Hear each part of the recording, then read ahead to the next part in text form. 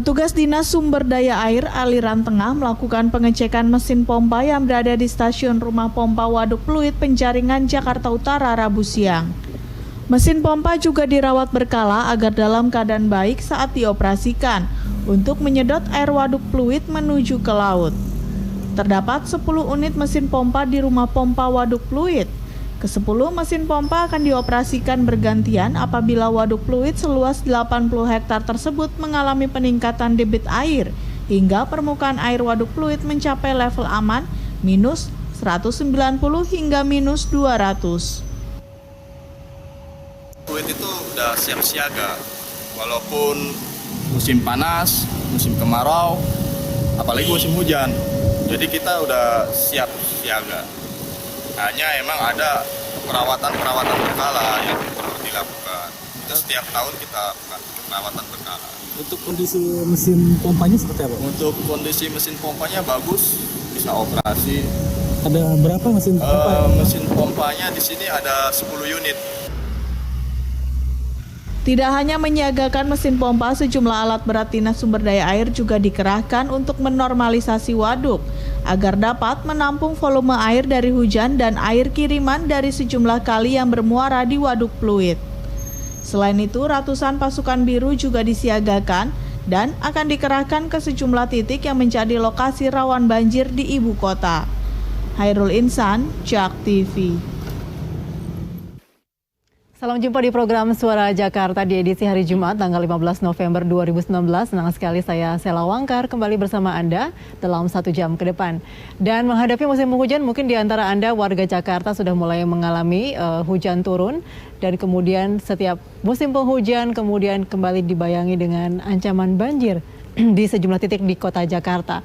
Bagaimana sebenarnya antisipasi dari Pemprov DKI Jakarta dan bagaimanakah antisipasi dari mungkin juga dari masyarakat? Kita akan berbincang mengenai hal ini bersama dengan 4 narasumber kita yang sudah hadir di studio, yang sudah mampir di JAK TV. Yang pertama dengan Pak Anton Parura, beliau adalah Kepala Bidang Rehabilitasi dan Rekonstruksi BPBD DKI Jakarta. Selamat malam Pak Anton. Selamat malam. Terima kasih bersama kami. Juga hadir Pak Bestari Barus, beliau adalah mantan anggota DPRD DKI Jakarta. Selamat malam Pak Bestari. Selamat malam. Terima kasih bersama kami. Dan juga dengan Bapak KP Norman, beliau adalah pemerhati kebijakan masyarakat kota dan juga Ketua Ormas Permusa. Selamat malam Pak Norman. Malam, Assalamualaikum warahmatullahi wabarakatuh. Salam sejahtera. Waalaikumsalam. Dan juga dengan Pak Yayat Supriyatna, pengamat tata kota. Selamat malam Pak Yayat. Selamat malam Mbak Sela. Oke, baik. Kita ke Pak Anton dulu nih. Pak Anton menghadapi musim penghujan begitu ya, sudah ya memang jadinya seperti kayak ritual aja nih saya setiap musim penghujan biasanya ada ancaman banjir di Jakarta. Nah untuk tahun ini nih walaupun musim penghujan tampaknya mundur tidak seperti biasanya, intensitasnya juga belum begitu tinggi, tapi apakah yang sudah dilakukan selama ini oleh khususnya di BPBD DKI Jakarta? Baik, mungkin saya akan memulai dari data histori. Jadi dalam 3 tahun terakhir ada data yang ada sama kami, ada 17 kecamatan, ada 25 kelurahan dan 86 RW yang sering terdampak banjir. Asumsinya adalah banjir di atas 1 meter selama durasinya rata-rata 24 jam dan 3 tahun terakhir selalu terkena dampak. Nah, tentunya data ini bisa berubah karena ada pentalutan di lapangan, ada seat pile yang dipasang apa semua. Nah kami sekarang ini ada survei, kita turunkan survei ke lapangan semua kelurahan yang kita asumsi tadi, dan untuk memvalidasi apakah data ini benar atau tidak. Itu hal pertama dari data. Kemudian kesiapsiagaan terhadap banjir. Kami di DKI Jakarta sudah berkoordinasi dengan 5 wilayah, kecamatan dan kelurahan.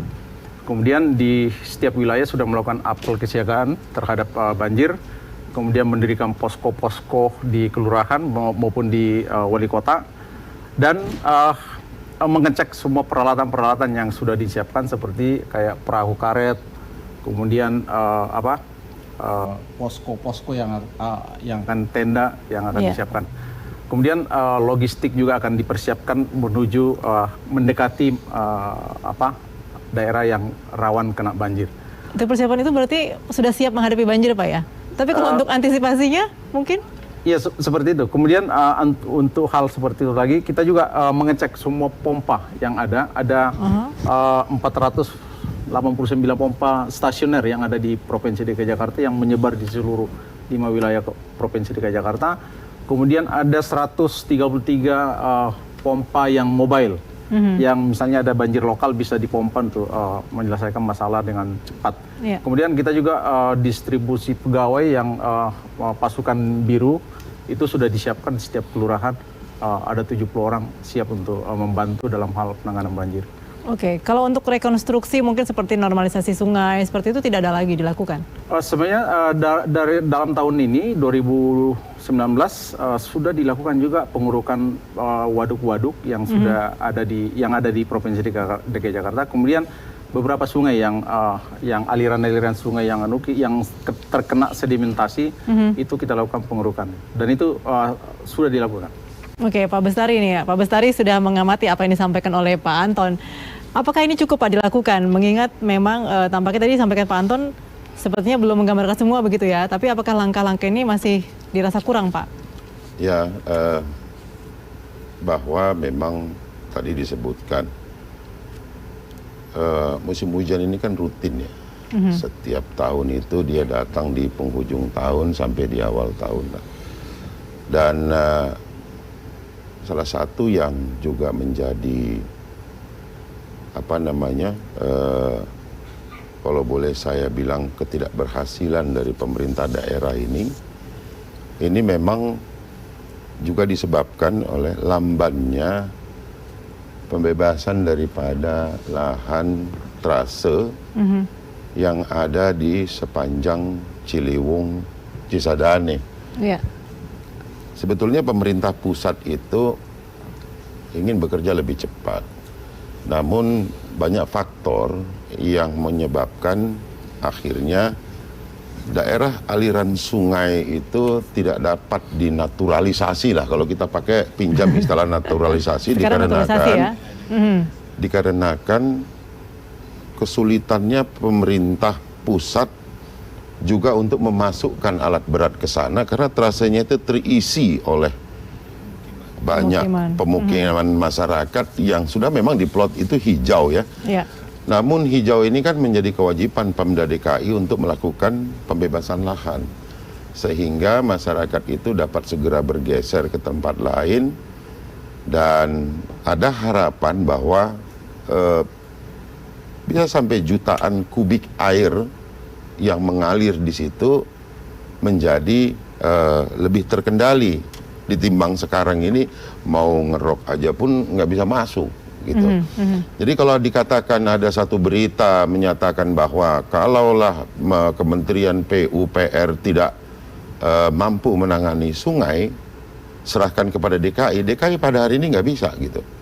Karena memang satu keterbatasan anggaran juga terjadi defisit anggaran yang cukup tinggi karena ini juga harus diketahui bahwa dikarenakan oleh apa? Program pembebasan itu ada, tapi kemudian harus ditarik karena ada defisit anggaran 6,3 triliun yang dikarenakan pemerintah pusat kurang setor.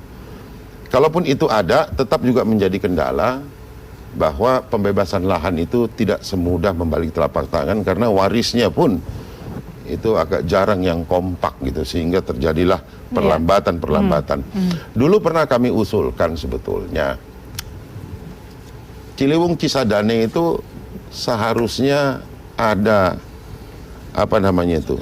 sodetan yang juga bisa dimanfaatkan untuk kebutuhan lainnya, tetapi juga dapat menampung apabila di beberapa sungai utamanya kan DKI tidak boleh urusin itu karena itu ranah daripada Kementerian PUPR. Namun kalau sodetan tentu sebetulnya bisa kerjasamakan dengan daerah-daerah penyangga yang terlintasi sehingga cukup banyak debit air yang bisa ditampung di sana. Kalau kemudian okelah kita punya rumah pompa sedemikian banyak, itu kan di hulu ya. Saya kira airnya bukan dari hulu datangnya. Kalau cuma karena hujan Jakarta saja, saya kira tidak akan terlalu menghantui masyarakat dengan sampai berapa 80 sekian RW harus terkena dampak. Tapi kalau di atasnya, katakanlah di daerah Depok dan sekitarnya yang masih bisa, itu ada kerjasama mitra praja. Ini ada loh sebetulnya konsorsium antar pemerintah daerah, ya, yang namanya mitra praja ini mampu lebih diberdayakan. Tentu kepentingan Jakarta sebagai kepentingan nasional, wajah kita juga ini sebetulnya terkait dengan banjir ini haruslah juga mereka ikut peduli, Dilibatkan, gitu. ya? Dilibatkan, ikut peduli, tanahnya dipakai untuk sodetan dan bisa dimanfaatkan untuk menjadi danau-danau penampungan sebelum dia masuk semuanya ke Jakarta. Aliran itu tidak mencukupi, itu yang menyebabkan, dan kita punya drainase juga. Ini kan drainase lama ini, masih Sudirman aja masih 80 apa? 80 diameter 80 cm.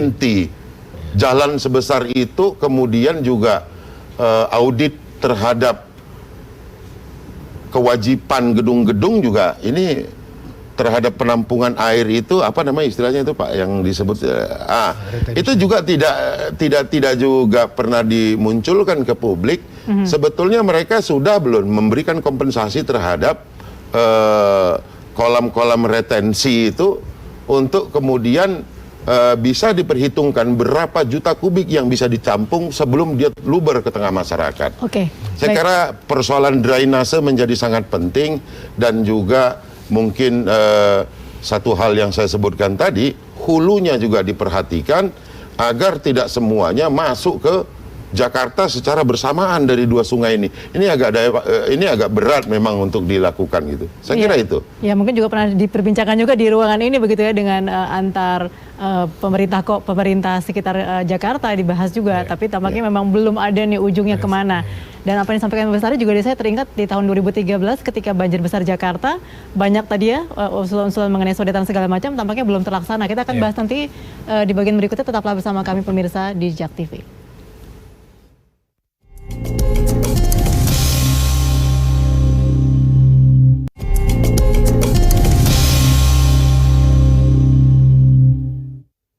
Kembali bersama kami di program Suara Jakarta, kami bahas mengenai persiapan menghadapi banjir di Jakarta.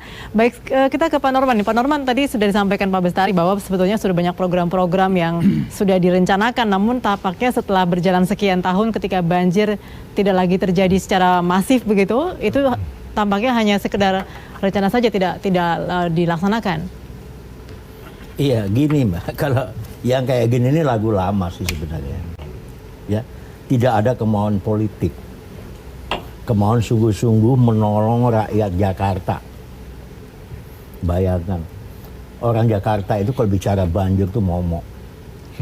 Yang kena orang-orang kecil. Kalau orang-orang gede dia bisa ke hotel. Kalau orang kecil, ngungsinya kemana? Ke masjid. Sampai dingin, sakit, dan segala macam.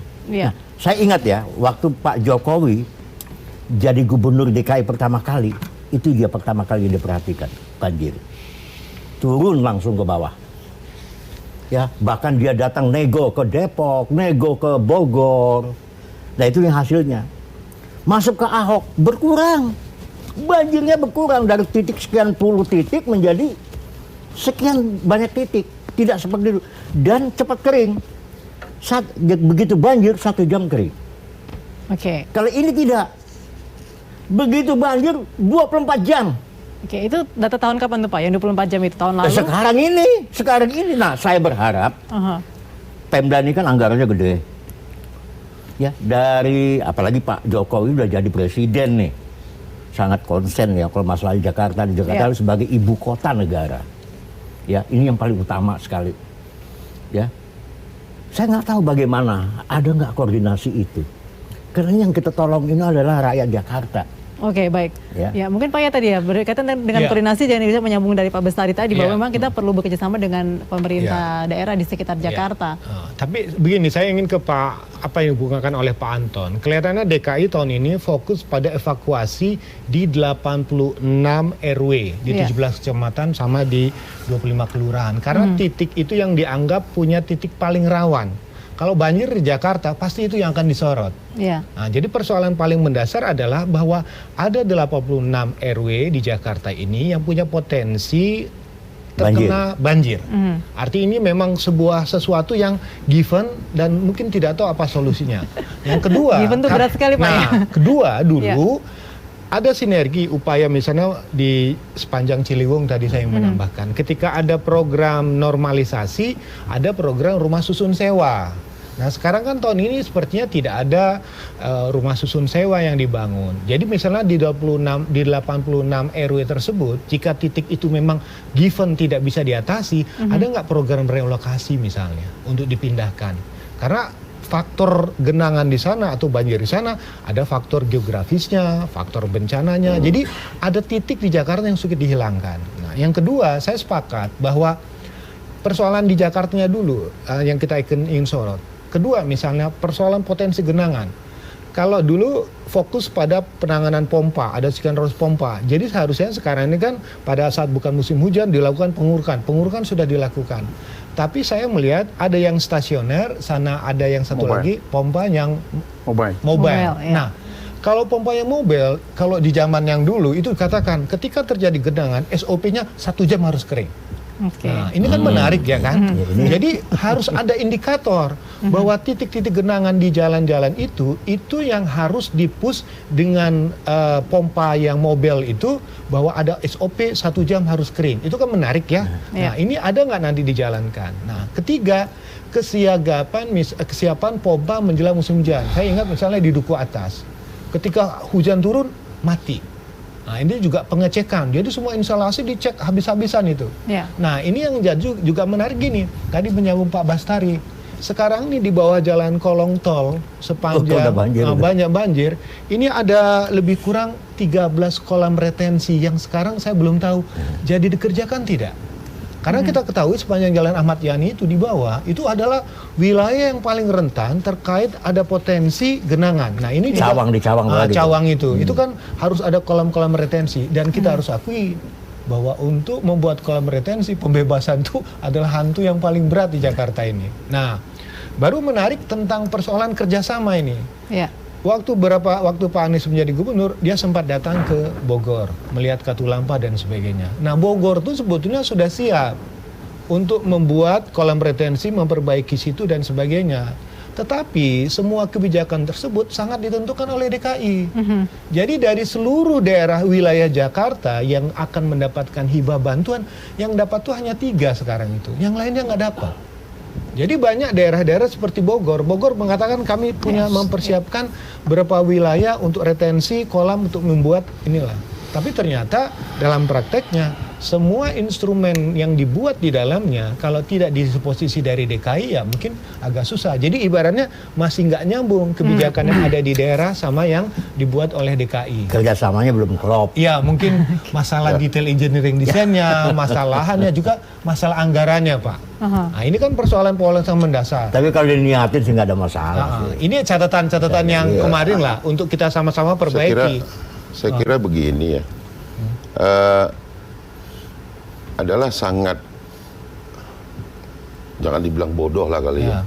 Di atas itu sedikit apa ketika Nggak, yang bodoh siapa itu Pak? Ketika pemerintah daerah kemudian dianggap sebagai yang tidak punya political will gitu.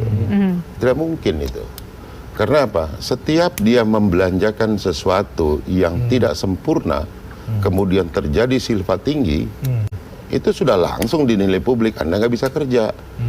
Jadi saya kira bukan itu, tetapi apa iya sih kemudian Bogor itu memberikan solusi tetapi harganya pas gitu loh. Nah ini ada yang menarik Bang. Ini kan perlu juga kita selidiki gitu. Ada kerjasama yang menarik dulu begini. Contohnya ya, ketika zaman Pak Jokowi, Pak Ahok dulu, ketika Kabupaten Bogor ingin membongkar habis villa-villa di puncak, mereka nggak punya anggaran. Terus dihitung berapa kebutuhannya, dapat 2,1 M, dibantu oleh DKI. Jadi dibongkar, biaya pembongkaran. Jadi upaya revitalisasi, rehabilitasi di wilayah-wilayah hulu itu kita akui banyak pemerintah daerah bilang kepentingannya siapa sebetulnya. Artinya kami kalau ingin menyelamatkan DKI, ada pola saling memberikan manfaat lah di dalamnya. Jadi menurut saya memang perlu ada MOU yang lebih jelas lah. Dan itu perlu dimasukkan dalam RKPD di tiap-tiap daerah, minimal itu bisa masuk sebagai satu bagian dari langkah strategis untuk percepatannya. Jadi betulnya bagi daerah-daerah sebelah sana, kita bandingkan aja. APBD Bogor tuh cuman kecil 2,1, 2,3 T. 2,4. 2, itu kecil sekali. Sementara kabupaten cuma 5 T. Kemarin Wali Kota Bogor sudah minta ya sebetulnya. Sudah Kalau minta, dari udah Silpa berapa kali itu minta. masih banyak sisanya sebetulnya. Iya. Bisa dibagi-bagi ke daerah ya. Ya, permasalahannya kan begini ya, bahwa meminta sih mudah, Iya. tetapi yang diberikan kepada DKI ini belum tentu apa yang diharapkan gitu. Oke. Jadi ini mungkin yang perlu diperdalam lagi, apakah kemudian pemberian itu akan berdampak bahwa DKI akan menerima manfaat, kan begitu nih. Iya, Ini yang paling penting itu dulu. Kalau duit saya kira untuk DKI nggak terlalu bermasalah karena silpa kita juga selalu tinggi. Ya, gitu maksud loh. saya di sini memang perlu gini. Kalau kami berkontribusi menyumbang sekian ke wilayah tetangga, berapa nilai manfaat yang didapat? Nah, itu kan harus Indikatornya sama-sama langsung dihitung, terlihat harus begitu ya. dihitung, gitu. Benar. Baik, nanti Pak Anton Jadi Pak bisa bantu Anton jawab ya. nggak Kita senyum-senyum nanti aja. break dulu sejenak, kami akan kembali bersama Anda pemirsa.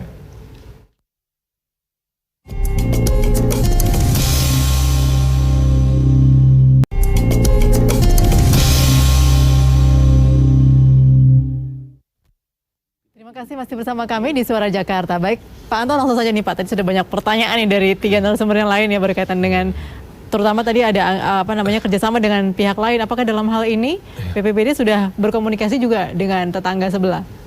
Baik, mungkin yang pertama saya jawab adalah apa action pemerintah dalam hal ini. Ya. Action pemerintah dalam hal ini, tahun ini 2019 ada 1000 titik sumur resapan kita bangun. Yang sudah terbangun itu 980 titik. Dan itu akan sangat membantu dalam hal supaya air tidak langsung masuk sungai tetapi masuk dalam tanah. Itu satu hal. Kemudian hal yang kedua adalah bahwa pemerintah selalu bekerja sama dengan daerah sekitarnya melalui ada Badan Kerjasama Jabodetabek.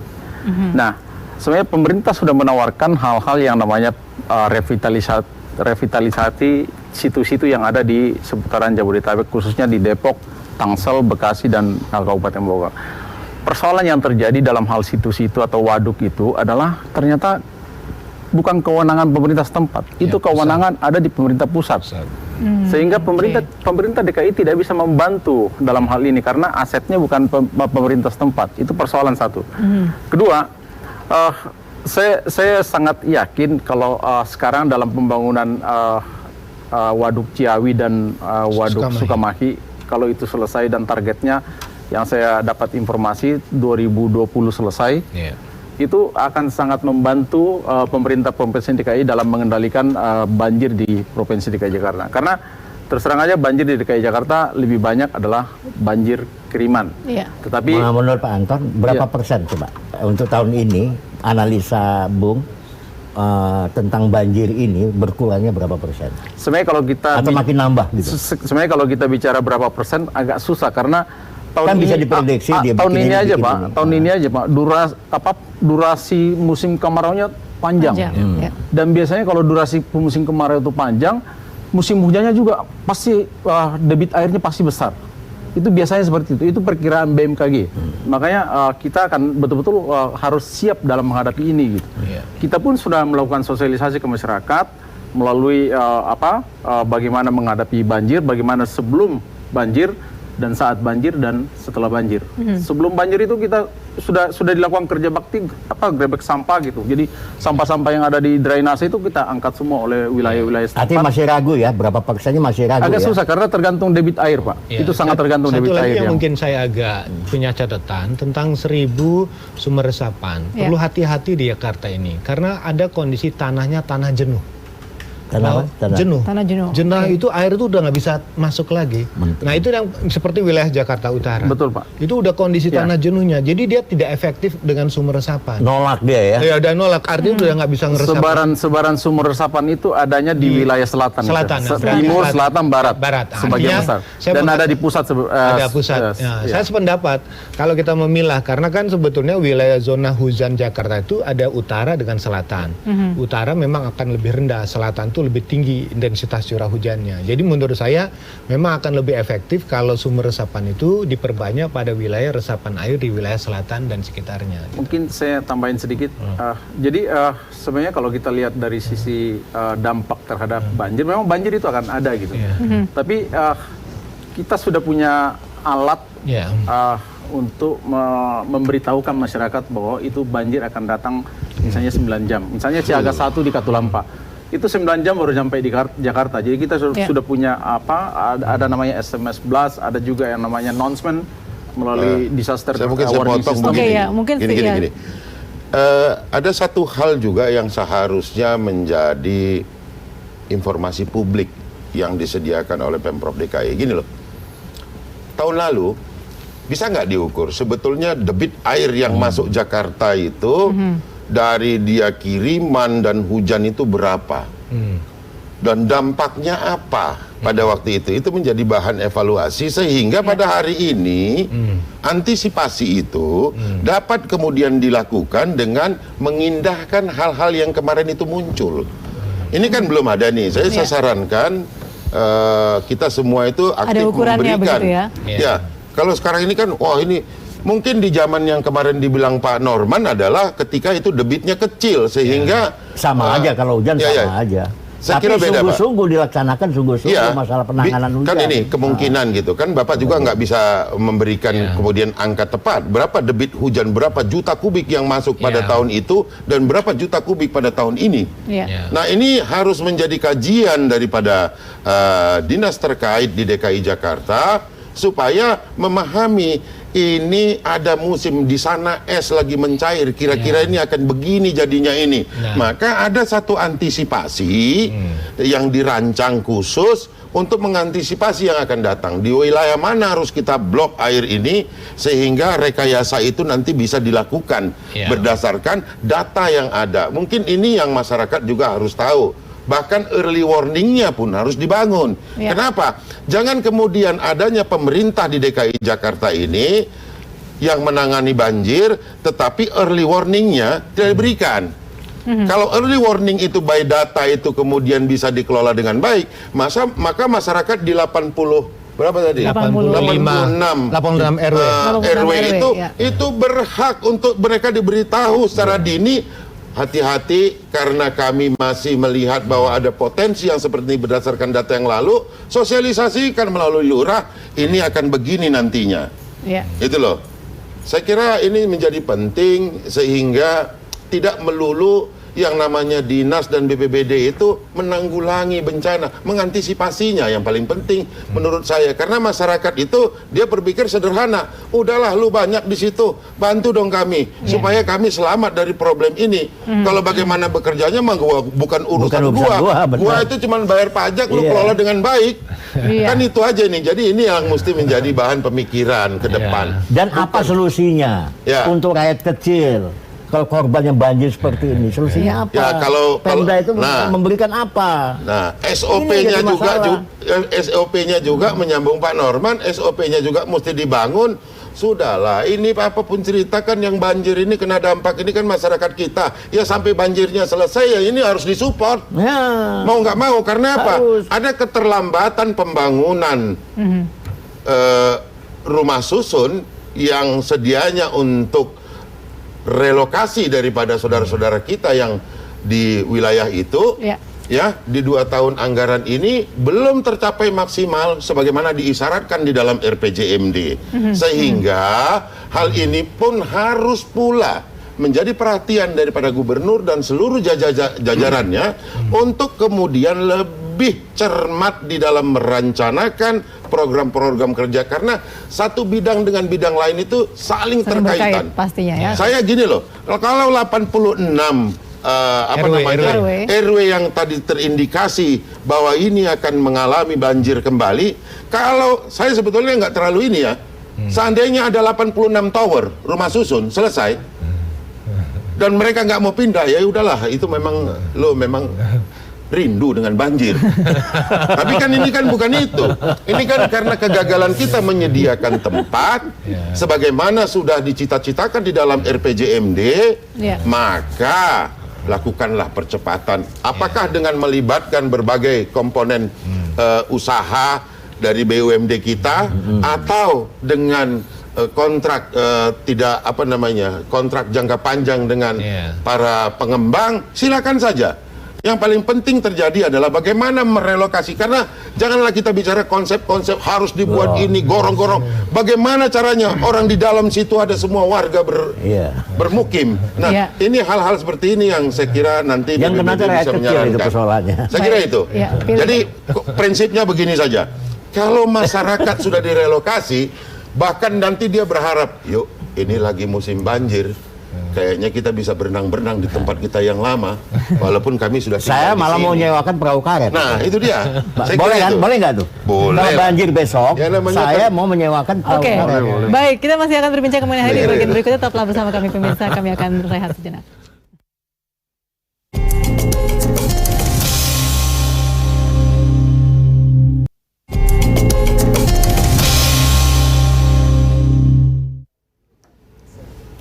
Kita lanjutkan perbincangan di program Suara Jakarta. Baik, Pak Yat, dalam kondisi saat ini ya sudah mulai musim penghujan, kira-kira pilihan apa nih yang paling mungkin bisa diambil ya untuk tadi menghindari ancaman banjir yang pertama lebih besar gini, di Jakarta? Saya dari Pak Bastari, sebetulnya ada kajian penelitian, jika intensitas curah hujan cukup besar di puncak itu potensi air yang tumpah dari puncak itu perkiraan antara 4 juta sampai 5 juta kubik.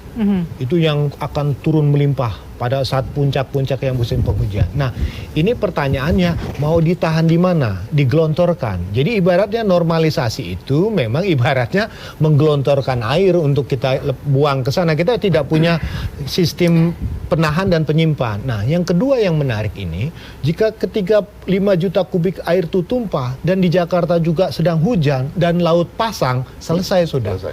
Artinya disitulah persoalan mendasar. Nah, yang kedua, sebetulnya Jakarta ini pun tanpa dikirim air dari Bogor, intensitas curah hujan antara 50 sampai 100 mm saja dengan durasi sekitar 4 jam atau 5 jam itu ada potensi genangan.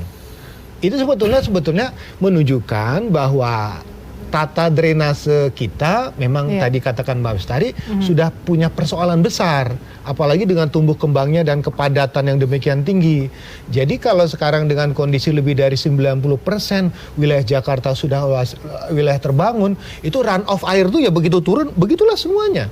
Jadi ibaratnya ini kemampuan drainase kita udah nggak mampu, akhirnya jalan-jalan itulah yang menjadi sungai-sungai sekarang ini. Nah, pertanyaan paling mendasar, apa yang harus kita lakukan?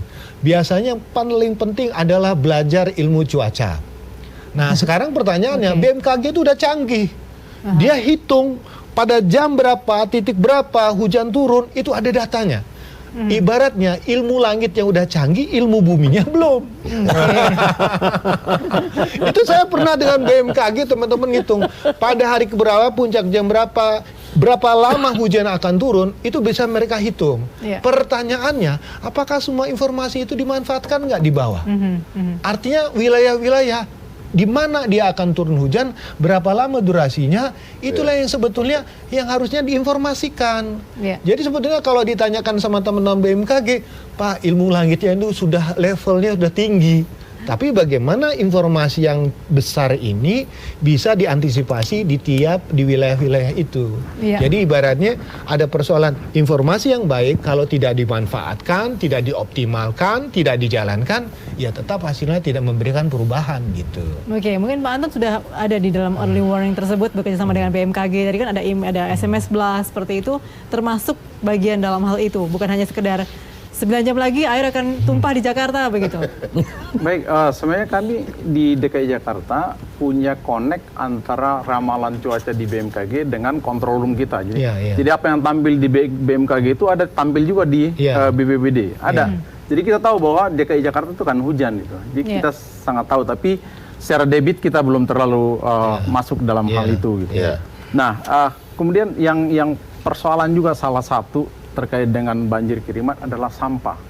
Jadi kalau misalnya itu ada banjir dari Bogor, itu berikut sampahnya gitu. Kemarin sempat hujan, itu sampahnya sampai 1.300 ton. Hanya satu hari hujan tuh yang ada sampai ke Manggarai, Jadi kita harus sangkut. Nah sekarang itu standby di setiap pintu-pintu kayak Manggarai. Ada kita punya eskavator 4 unit yang standby untuk ngangkat Jadi sampah. Gitu. maksudnya nih banjir atau air yang kencang itu adalah saat yang tepat untuk membuang sampah itu. Tidak seperti itu, Pak. Memang Ada indikasi lah, indikasi. Udah kan tadi nyalain Bogor tadi. kita pernah koordinasi dengan Bogor terkait dengan hal itu. Ternyata memang Bogor dalam hal penanganan sampah dia belum optimal. Iya. Artinya kalau ada 2.500 sampahnya itu yang diangkut mungkin cuma 1.000 gitu. Karena- Yang bisa dikelola, yang 1.500-nya tidak dikelola. Gitu. Dibuang ke sungai gitu. Terserah mau Karena dibuang ke sungai atau di mana, begitu tapi itu faktanya sampai di Jakarta. Begitu Gitu. air itu agak tinggi sedikit, itu di jembatan Warung Jambu itu kan Ya, tersumbat kencang tuh kecil. airnya itu. Iya. Jadi kita tidak menuduh, namun kita udah nggak tahu lagi dari mana itu sampah-sampah itu asal hujan bisa ribuan ton gitu. Di sisi lain, Mbak, kalau saya lanjutkan terkait dengan 8 RW tadi, 86 RW tadi, sebenarnya kita sudah sosialisasi, kita udah tentukan titik evakuasinya, lokasi pengungsi kalau misalnya itu terjadi banjir, dan kita sudah tentukan jalur evakuasinya. Sehingga betul-betul masyarakat sudah bisa memahami di lapangan, misalnya kalau sudah terjadi early warning system, mereka sudah tahu bahwa saya harus menuju lewat sini dan menuju ke sini gitu. Dan itu di posko itu sudah siap penanganan terhadap Saya ingat gini, pengungsi ketika banjir. Jepang kemarin kena typhoon, begitu canggihnya informasi itu kepada masyarakat. Diperhitungkan typhoon akan turun begini. Jadi seminggu sebelum itu datang, semua orang sudah mempersiapkan diri.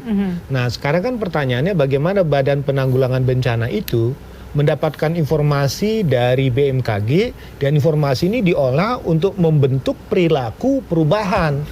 Nah, itu kan sebetulnya kan kita bermain di informasi. Aduh, Iya. ini agak susah juga untuk diterapkan Kang Yayat. Kenapa? kenapa? Digoreng ini.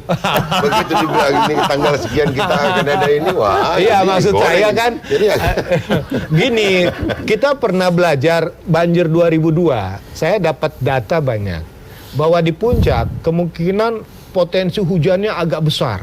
Informasi itu udah lengkap. Hati-hati Jakarta, itu zaman Bang Yos itu. Kita ingatkan bahwa kemungkinan intensitas curah hujan di puncak itu dalam seminggu ini sekian begini. Artinya apa? Tanpa persiapan pasti kita kena gitu kan, karena jutaan kubik itu turun. Nah sekarang ya itu tadi, jangan goreng-goreng informasi lah kan. Nah maksud saya sejauh mana BMKG nanti pada puncaknya misalnya bulan Januari dan bulan Desember itu betul-betul informasi harus akurat.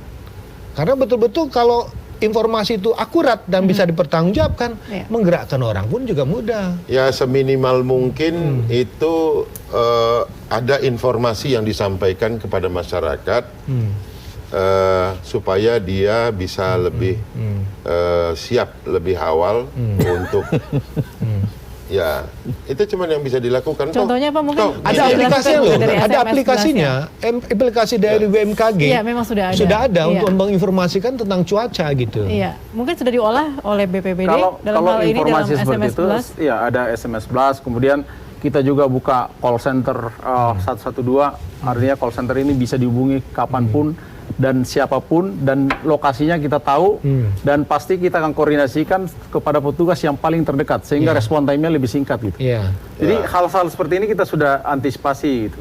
Ya, Sehingga kalau model saya misalnya saya tinggal luar, saya tahu ini musim hujan, sedia payung dulu. Jadi bagi kita yang orang begitu masuk penghujan, payung itu adalah sesuatu yang harus wajib ada. Jadi warga pun sebetulnya pada tiap rumah yang khususnya yang di 86 RW itu jadi siaga satu terus harusnya. Ya. Karena memang kan begini nih ya, mungkin ini terakhir yang saya sampaikan bahwa dari 2019 ke 2020 nanti, bahkan di 2019 ini kan lebih banyak sebetulnya kegiatan rutin pengerukan ya. Kemudian tapi penambahan situ saya nggak yakin. Belum banyak. Terakhir yang di Pondok Rangon saya lihat Ada masalah. itu dikorek-korek gitu tapi kagak kelar-kelar. Udahlah diborongkan aja itu sama yang bisa kerja cepat. Kalau dikerjakan swakelola ya begitu. Kadang kerja, kadang enggak, kadang kerja, kadang enggak gitu kan. Nah itu juga kemudian yang kelihatannya yang terekspos yang seperti itu. Maka saya kira kekhawatiran kita semua sama bahwa dengan rutinitas ini korek sana, sini naik, sini korek, sini naik, sedimentasi kembali. Lah hari ini belum ada sesuatu yang istimewa, program yang istimewa yang kita harapkan untuk menjadi andalan kita di dalam mengatasi atau sedikitnya mengurangi lah dari dampak yang akan timbul dari curah hujan maupun Mungkin Pak Bestari lihat tidak istimewa, lihat dari mana nih? Dari Norman. Saya mungkin atau jadi dari- gini, Mbak. Iya.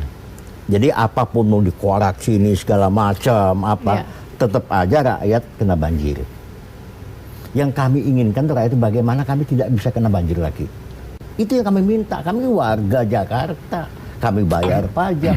Nah sekarang kalau kami korban banjir, Pak, begitu banjir itu triliunan uangnya keluar. Hancur itu rumah tangga itu yang namanya kulkas, yang namanya apa, motor, yang mobil, ya. Pertanyaan siapa yang bertanggung jawab? Seharusnya Pemda. Ada nggak Pemda seperti itu? Satu. Kedua, berapa sih hutan kota kita? Berapa persen sih yang sudah bisa diambil untuk daerah serapan air? Iya. Selama ini kan kita bertumbuh ke Jakarta Selatan. Iya kan begitu Pak ya? Iya, iya. Daerah serapannya. Nah Jakarta Timur, mana? Kalau dulu zamannya Rio Tambunan, hutan kotanya itu jelas sekali. Sekarang berubah jadi apa? Hutan tembok-tembok sekarang, gedung-gedung semua. Salah satu Kuningan kita lihat, salah satu yang namanya di Jalan Raya Gatot Subroto Hilton itu hutan kota tuh dulu. Nah ini saya jadi ini untuk mengatasi banjir. Jadi saya minta siapapun, jadi kalau kemarin sudah ada keinginan dulu ya waktu masih gubernurnya Pak Jokowi, udah nampak keseriusan itu dilanjutkan oleh Pak Ahok. Bukan kita membandingin ya, tidak, berkurang, jauh sekali berkurang.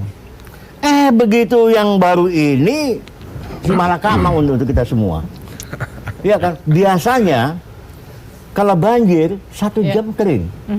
Ini enggak, begitu banjir 24 jam enggak kering-kering. Malah makin banyak. Nah ini apa solusinya? Jadi kalau kita berkutak-kutik teknik ya kami nggak paham lah. Ya, Anda bicara tentang ini apa tentang cuaca dan kita nggak mau tahu. Rakyat Jakarta harus dilayanin. Ya, kita orang Jakarta jangan sampai bagi kita banjir itu trauma, Pak. Menakutkan untuk kita. Itu aja.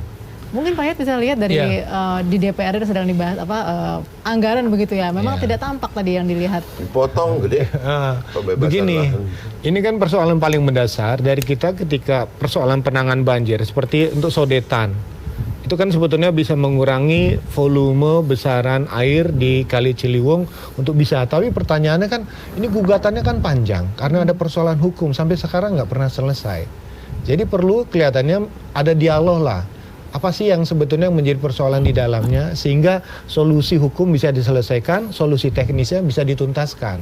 Itu satu persoalan yang kita anggap sangat krusial. Ya. Yang kedua, ini kan persoalan tadi, kalau potensi wilayah genangan itu sebagian besar ada di Kali Ciliwung, apakah normalisasi dilanjutkan atau tidak misalnya? Ini juga sebuah tanda tanya kita kan. Nah, baru yang ketiga, misalnya kita ingin melihat solusi-solusi teknis lain pada wilayah yang saya katakan yang punya potensi genangan. Di mana itu? Di bawah kolong-kolong tol itu sekarang. Karena memang drainasenya sudah rusak dan memang potensi genangannya juga besar. Menampung air dari situ. Dan bagaimana dengan kolam-kolam retensi yang akan dibuat dan dibangun di sana selesai. Baru yang terakhir ini di 86 RW ini 86 titik. Kelihatannya kalau terjadi banjir menangkap harapan dari Kanjeng Norman, Bang Bastari karena terkait dengan masyarakat, apa kira-kira solusi kita untuk mengurangi resiko potensi kerugian secara materi dan materi di dalam. Udah sakit. Nah, jadi ini pertanyaannya adalah bagaimana misalnya kalau terjadi bencana mereka tidak terlalu lama mengungsi atau ada hal-hal lain teknis yang kita bisa Ya, bantu. pastinya DPPB sudah punya rekonstruksinya ya. Nanti kita akan jelaskan di bagian terakhir kita Pak. Kita Kalau masih punya banjirnya satu lama. bagian pendek, nanti kami akan kembali bersama Anda pemirsa. Kalau banjirnya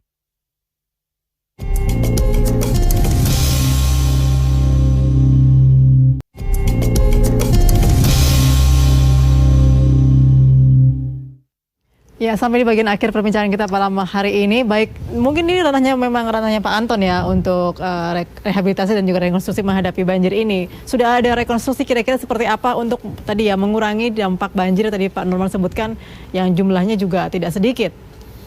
Ya baik, sebenarnya yang mungkin saya sudah sampaikan tadi di awal bahwa pemerintah Provinsi DKI Jakarta dalam hal ini melakukan pembangunan sumur resapan di 1000 titik yang sudah terbangun 980, itu salah satu.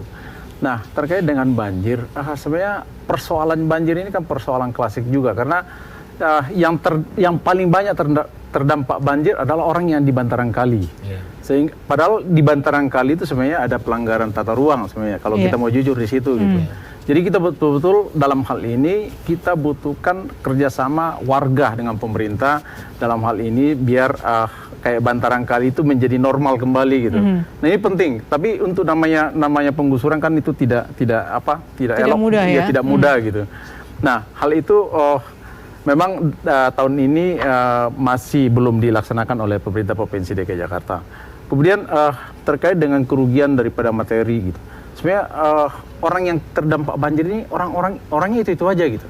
Sehingga dia sudah paham benar gitu. Kalau misalnya banjir datang, dia mau kemana dan menyelamatkan apa. Dia sudah tahu bahwa saya akan menaikkan rumah saya itu biasanya masuk 1 meter. Perabot saya harus naik di atas 1 meter. Dia udah paham benar itu. Terus dibiarin orang yang bukan begitu, tapi banjir itu kan tetap ada gitu. Kan jangan sampai ada kesan living harmony with water kan. Jadi artinya jangan jadikan banjir itu sebagai intinya gini. Ini pemerintah sudah melakukan early warning system jauh sebelum itu banjir, mereka sudah tahu. 9 jam sebelum banjir mereka sudah tahu bahwa akan banjir di daerahnya gitu. Sehingga betul-betul untuk mengamankan dokumen-dokumen penting atau perabot atau apapun ini itu. tadi yang sebut Pak Given tadi mungkin jadinya masyarakat jadi seperti itu Pak Bestari mungkin bisa menangani. Ya sebenarnya kalau saya kira lebih bagus tuh kalau mereka bagaimana sebuah relokasi sebetulnya. Yang paling penting. Pertanyaannya memang ini udah paling betul yang disampaikan beliau ini kan hal-hal yang sebetulnya harus dilakukan. Kan cuma timbul kemudian pertanyaan besar. Kapankah relokasi itu ya? Relokasi itu akan dilaksanakan. Tampaknya belum terlaksana dalam waktu setahun ke depan karena memang belum ada nih dalam hal gini, ini anggaran. menjadi pertaruhan juga politik bagi Pak Anies Baswedan jika tidak segera memperlihatkan tahapan-tahapan yang sesuai dengan apa yang diisyaratkan di RPJMD sekitar 25.000 rumah susun yang dikerjakan oleh dinas dan BUMD kita. Ini 2 tahun ini tidak memperlihatkan kinerja yang baik kawan-kawan yang ada di dinas perumahan dan begitu pula yang ada di BUMD, maka sekira kalau tercapai angka 25.000 itu pada 5 tahun masa periodisasi Pak Anies ini permasalahan banjir ini udah nggak terlalu bunyi. Ya, tetap banjir juga. Banjir air Tapi besar masyarakatnya sudah direlokasi. Orangnya sudah tidak lagi menderita. Kan begitu nih. Nah, paling kurang itu bisa dilaksanakan sebelum hal-hal signifikan lainnya. Bagaimana kemudian mempengaruhi atau memberikan penjelasan kepada Bogor, Bekasi yang di lintasan 2 sungai besar ini untuk bisa diajak bekerja sama untuk kepentingan Jakarta gitu loh. Baik. Mumpung masih ibu kota loh, saya kira itu. Karena kalau nyebutan nggak diperhatiin lagi begitu ya Pak ya. Ya mungkin Pak Norman. Ya saya sedikit aja. Jadi kalau saya melihat kurangnya koordinasi kerjasama yang baik antara Jabotabek dengan gubernur dengan pusat. Pusat itu dananya tak terhingga juga kalau untuk ibu kota negara. Ya, ternyata tidak juga. Anies nggak pandai ini. Ya. Nah satu. Yang kedua, yang saya minta selamatkan orang Jakarta. Tunjukkan kasih sayang gubernur terhadap warga Jakarta. Itu warga kita, punya KTP. Kita kartu sehat dapat. Kartu pintar dapat. Kartu banjir dapat. Nah, ini kartu banjir. Ini yang belum dapat. Tapi kalau nanti kalau banjir Indomie aja. Indomie aja itu juga. Aduh. Di tengah jalan begini. Baik. Tapi kalau nanti ada relokasi itu pasti ada akan kartu sehat. dilakukan juga. Iya, ada kartu sehat. Ada kartu pintar. Kartu apa lagi tuh? Miskin, kartu banjir yang belum ada. Tolong dicatat itu. Oke, terakhir Pak Yan. Yang paling pendek aja, kalau saya fokus di 86 itu aja. Artinya selama belum bisa tertangani, artinya bagaimana mengurangi risiko kerugian materi dan materi bagi warga yang di sana. Karena memang sampai saat sekarang kita belum menyelesaikan secara maksimal. Gitu. Oke. Masih ada 3 tahun lagi lah, kira-kira gitu. 2 tahun lagi. Saya sedikit mungkin. Tidak pesimis, jangan pesimis ya Pak ya, tentunya ya. Iya, mungkin sedikit aja Pak Jadi Anton. saya sepakat bahwa solusi yang paling utama adalah relokasi. Iya. Tapi apa yang disampaikan Pak Yayat bahwa mengurangi risiko itu sudah melalui early warning system. Saya kira itu akan bermanfaat sekali bagi masyarakat. Saya kira itu. Oke, baik, kita tunggu nanti bagaimana apa yang disampaikan oleh Pak Anton nanti saat mudah-mudahan tidak terlalu besar begitu banjirnya ya, tapi sudah ada rekonstruksi sudah dilakukan oleh BPBD. Terima kasih banyak Pak Anton, Pak Bestari, Pak Norman dan juga Pak Yayat telah bersama kami di JAK TV malam hari ini. Dan demikian bincang-bincang kami dalam program Suara Jakarta. Terima kasih Anda telah bersama kami. Saya Sela Wangkar pamit. Sampai jumpa.